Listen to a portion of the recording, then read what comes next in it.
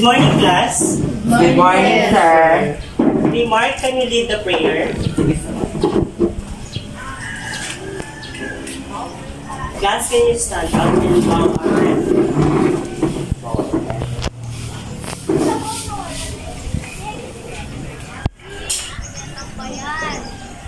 Amen. Amen. So, for now, our discussion is all about responsible parenthood. But before we start, remark what our topic yesterday.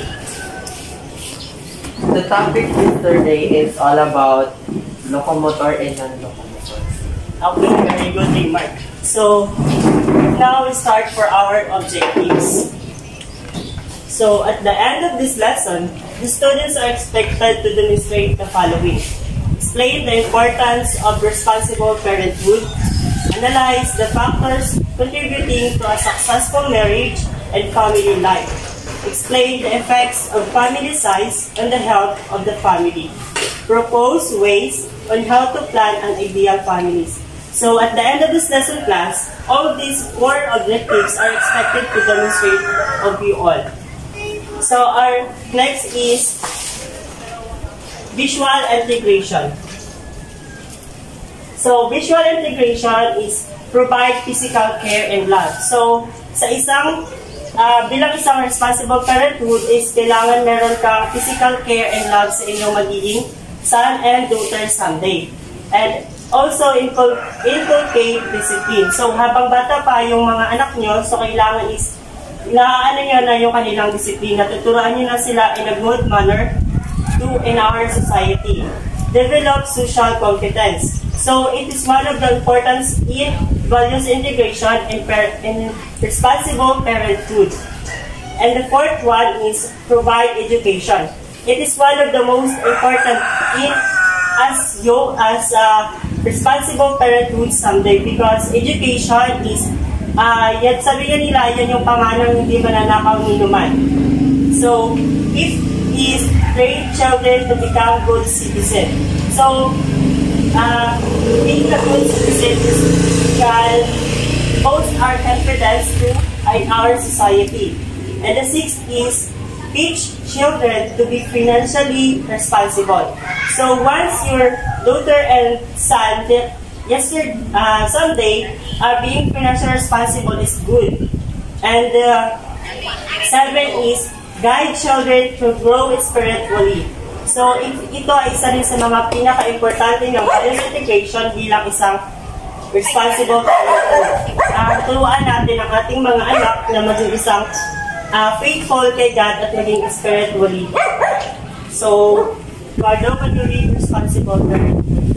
Responsible parenthood defined includes the process of deciding how to choose our partners, when to form families, when to have the first child spacing, how many children to have, and so on.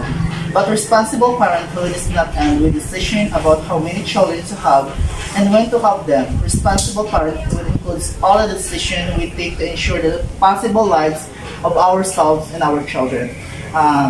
So my insight about that is that yung pagiging isang responsableng magulang ay dapat matuto tayong mag-decide ng tama. Yung dapat i-apply natin yung intact values na dapat natin isa sa buhay, such as yung pag-decide ng ating partner. So we should be knowledgeable when it comes to deciding to choose our partners because it's all about we're looking for the future of our kids. And responsible parenthood also defines yung dyan na papasok ng family planning kung ilan yung dapat yung ipapanganak nyo, yung child spacing, kung ano dapat yung mga age gap ng mga anak nyo, and how children to have, which is nag-base dapat doon sa financial status na kaya nyo to provide.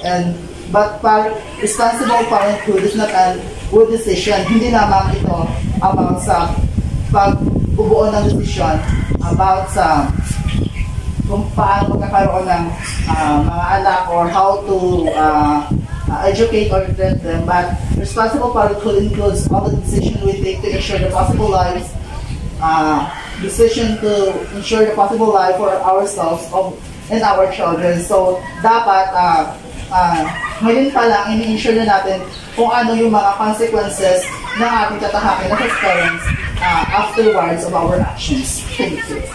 Thank you, Eduardo. Class, now I show you the pictures of being parenthood responsible.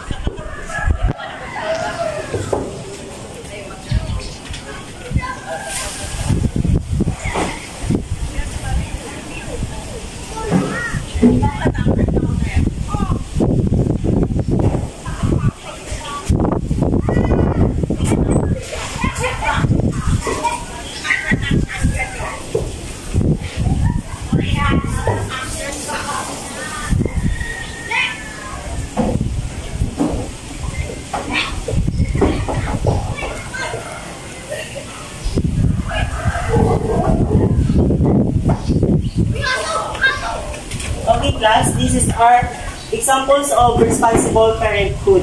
So let's proceed to our next discussion.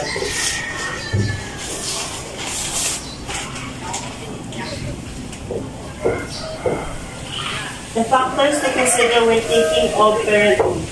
So remark when you read it and give me insight about what have you learned.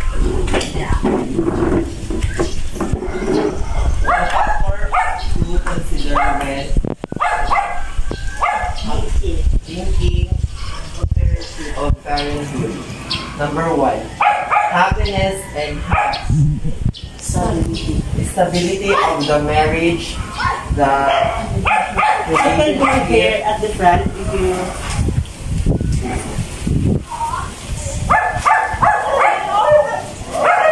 happiness and stability of the marriage. The relationship of the couple should be very stronger because if it's not, the child arrival may only become another source of material stress and misery.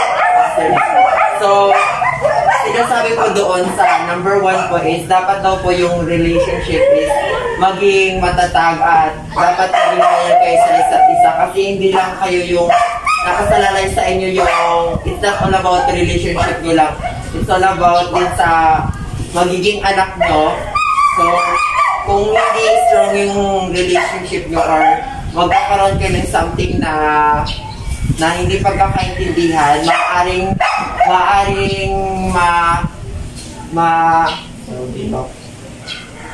maapektuhan yung magiging anak. So, maaaring pwede niya yung sa future na mabully siya or something yun nga, mag-overthink siya yun. Then, the second one is physical and emotional readiness of both partners of partnerhood. A wife should be physical, emotionally, and psychologically prepared to give birth to a healthy child, and the husband should also be emotionally prepared and mature enough to carry those responsibilities. So, sa number 2 naman, sinasabi niya is, dapat before natin pasukin yung pagiging magulang, dapat alam natin sa sarili natin na kaya na natin yung mga responsibilidad bilang isang ina or bilang isang ama. So, dapat sa babae is, dapat alam niya na yung mangyayari na pag nanganak, ay pag nabuntis na siya is dapat maging responsibility, dapat alam niya yung responsibility niya bilang isang buntis. So, dapat pangalagaan niya yung nasa sakyan niya.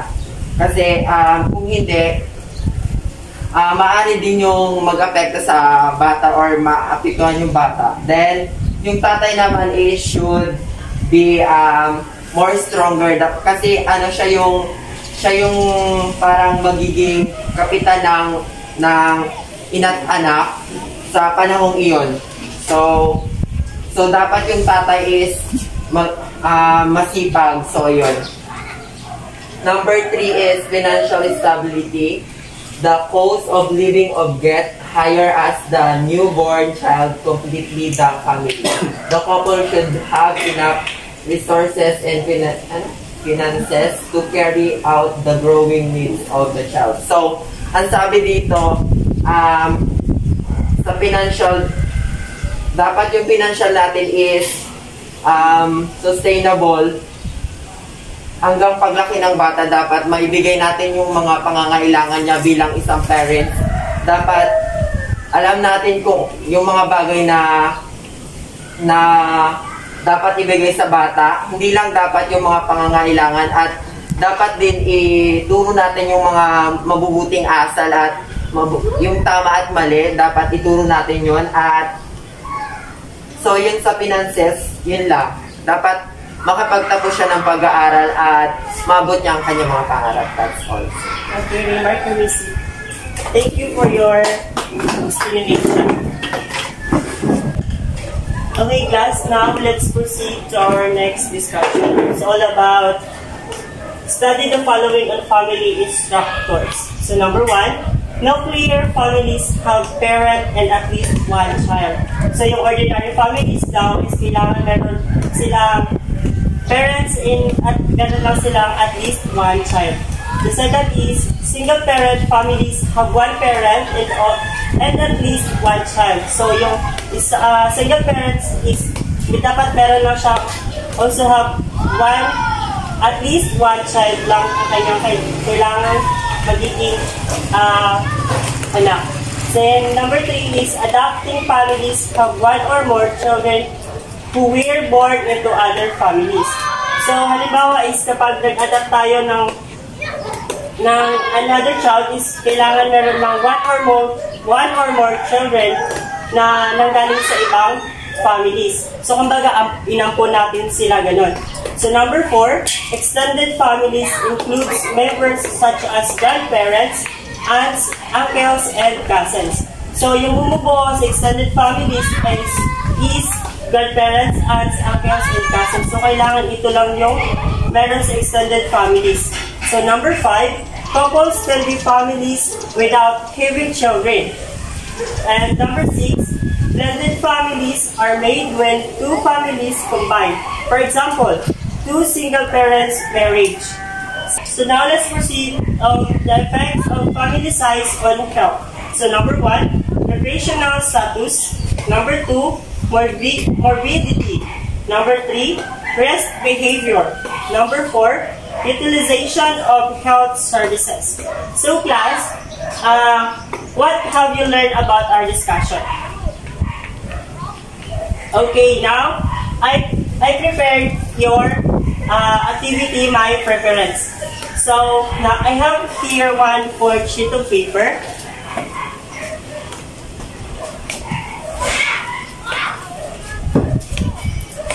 So all you need to do is write your answer in your answer sheet. You may now start ng class.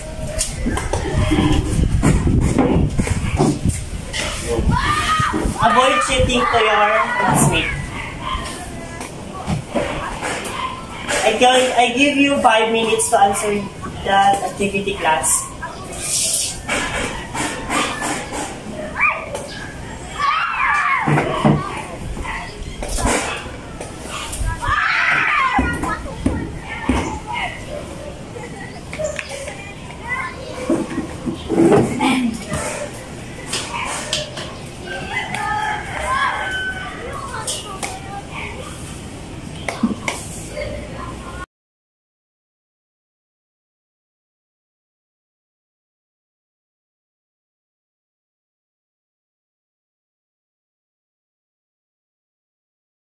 Okay, class, are you done? Yes. Okay, class, for your assignment, I will send it to your Gmail. It's composed of 10 items and answer it through Google Forms. Okay, class, that's all for our discussion for today. Goodbye, class. Bye, sir.